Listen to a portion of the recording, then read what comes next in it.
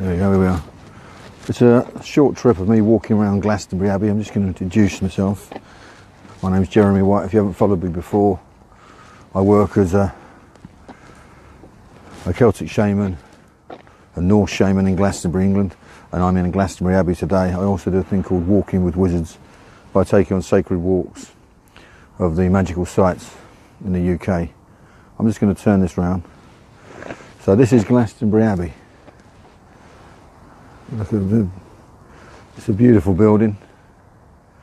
It was much more beautiful than this before Henry VIII destroyed it in 1359 at the Reformation, the dissolution of the monasteries it was called. At that time the abbot of Glastonbury was a guy named Richard Whiting, and there's a lot of intrigue around why he was called a traitor. A gentleman called Thomas Cromwell at the time accused him of thieving money from the crown and lining his own pockets. So he was taken from Glastonbury Abbey and put in the Tower of London, where he was then found guilty and brought back to Glastonbury Abbey and dragged from here with his two sort of right-hand men, a guy called John Thorne and Roger James. They were dragged by horses from here to the top of Glastonbury Tor, at which point they were then hung, drawn and quartered, and some say actually crucified on stakes to mark the crucifixion of Christ. Not sure if that's true or not, but I do know that his head was then severed and left on the west gate of the abbey, and his limbs were taken from here and put on display in Wells, which is a cathedral city about 8 miles away. So the crown was trying to make a point of how powerful they were.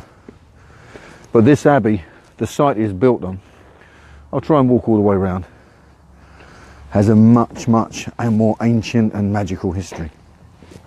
The true essence of what was here before has been hidden through writings, and there's a little bit you can find about the Roman settlement that was here, but there's not much talked about the Druid centre and a place of healing and medicine. Those parts of our Northern European histories are probably eradicated for good. The only way we can tap into that is tune into our ancestors, receive messages from the past, unlock the history in our own DNA. Then I come to a gentleman in the turn of the 20th century in 1908 called Frederick Bligh Booth. He was an archaeologist here from, like I said, 1908 to 1921, and in that time he found most of the structures that can be seen here today. They were hidden. Previous architects hadn't found much at all. And in 1920 he released his book, which was called The Gates of Remembrance, featured about Glastonbury and the fact that he and a gentleman who was a medium, I think his name was he was a naval captain called Robert Allen Burnett or something like that, not 100% sure on that, but he was through the medium of automatic writing had spoke to monks in previous lifetimes who had shown him in diagrams exactly where everything was. And when he revealed this book to the public, the people who owned the abbey at the time and these ruins weren't very impressed and cut all ties with him and did the best they could to discredit his work. But no one since or before has ever found as much. And one of the things that was found was King Arthur's grave.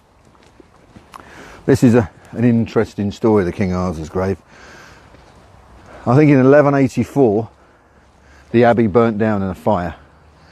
Then in 1192 they discovered the grave of Arthur and Guinevere, and in that was a long carved out oak coffin with a man and woman in, and on the top of it there was a lead plaque that said, "Here lies the once and future King of England," or something very similar. It was so powerful at the time, that history of the Arthurian romances, that once again, after they found the grave, I think 70 years later, they put it into the altar there in the Great Hall, and Edward I came with his entourage and opened that ceremony. Edward I, I suppose you can remember him from the films of Braveheart, Edward Longshanks, the Hammer of the Scots.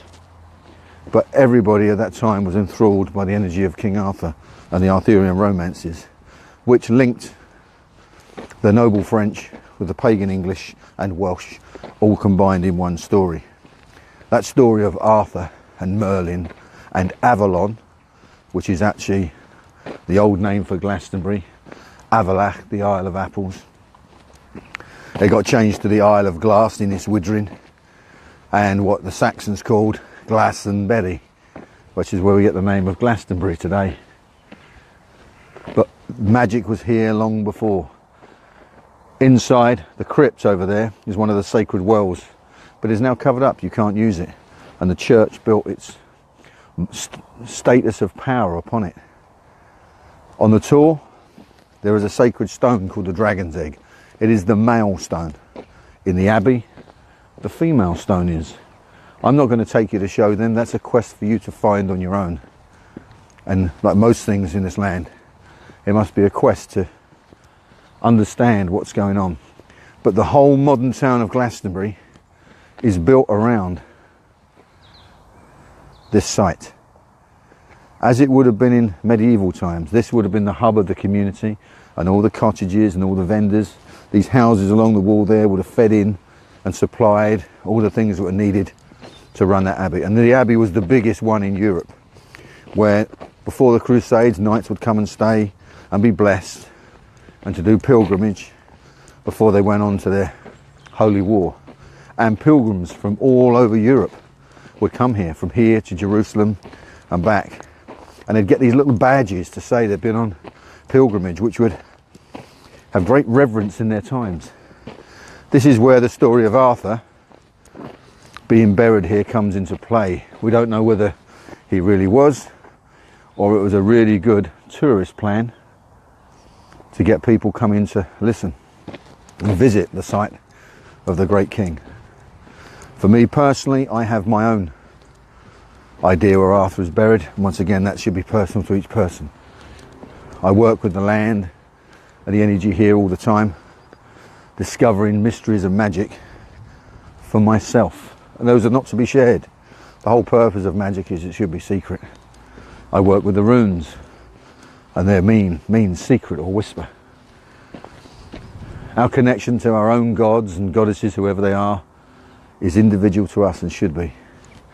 So it's quite interesting. So from this place here, I'm going to cut across the other path and try and show you Glastonbury Tor, because it's interesting where it's located. From inside the Abbey, the heart of Glastonbury, it's really tricky to see the Tor itself, which, before the Christians claimed the church up there, was a very pagan place indeed, and still is to this day. And that is the beauty of this town in our modern 21st century. It's a place where pagan, Christian, followers of Islam or Judaism can all come and all feel the connection to the land and the spirits here. Black, white, red and green, you're all welcome. No man is judged, no woman is judged. We all get to connect to this place in our own ways.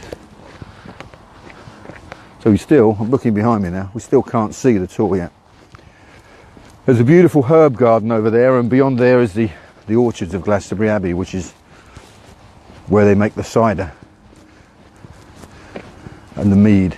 Mead is made here as well. There would have been apiaries for bees in medieval times. This was the biggest community of its kind in Europe, where the poor would have received their ale.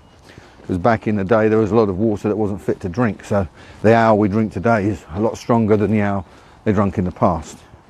That would have been about 1%, and okay for kids to drink as well. So we have the snowdrops out, spring is on its way,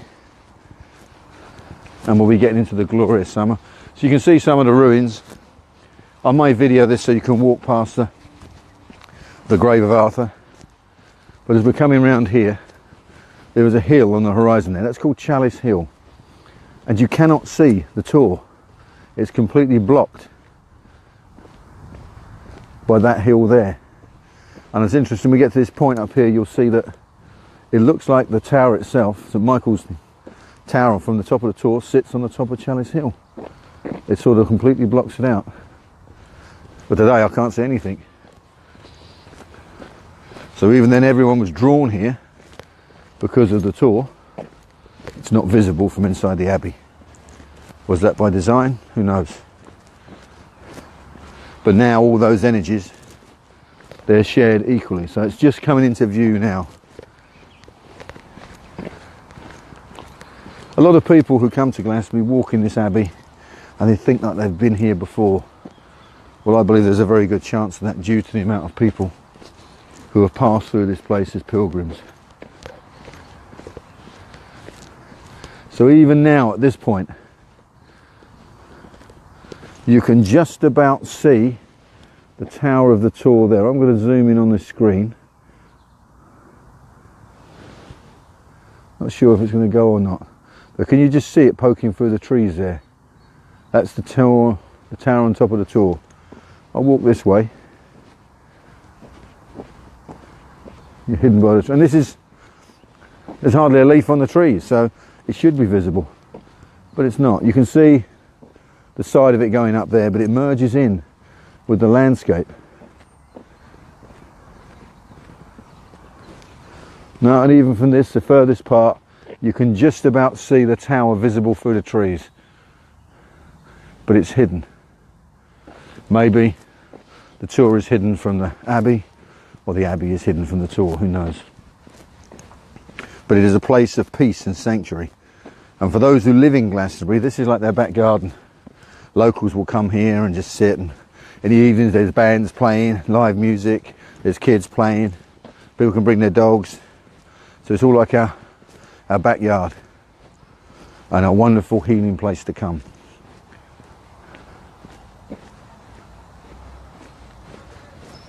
I can see you all making comments, but it's virtually impossible for me to read this as I'm walking along because I am technically as blind as a bat. But when I get back into my reading room, which I'll be doing shortly, I'll answer any questions. So somebody stated that Arthur actually existed.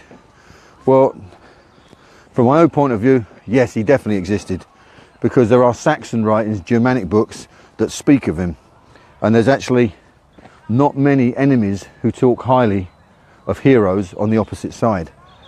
But they talk, there's one point of a king that died, he was the Grey Knight and he died, and they said he was a noble warrior, but not quite as noble as the great Arthur. And that's from the Saxon point of view. So they're talking of their enemy. Now whether that Arthur was the name Arturius or the meaning of the word in the Celtic traditions, which is bear, the bear of the Britons, because he was a great big man and a great warrior, who knows. But that's another story for another time, when I do another short clip when we're down at Tintagel Castle, and I'll talk about my own personal views on Arthur, Merlin, Guinevere and the legends behind that. So I thank you for sharing your time with me and enjoying this walk around Glastonbury Abbey, and I look forward to doing another video for you soon. Just before we go, that pointy building in front, that's what you call the refectory. It was the kitchens basically, and we're going to get inundated with loads of students over there, so I'm going to go now. All right, bless you all guys, bye bye.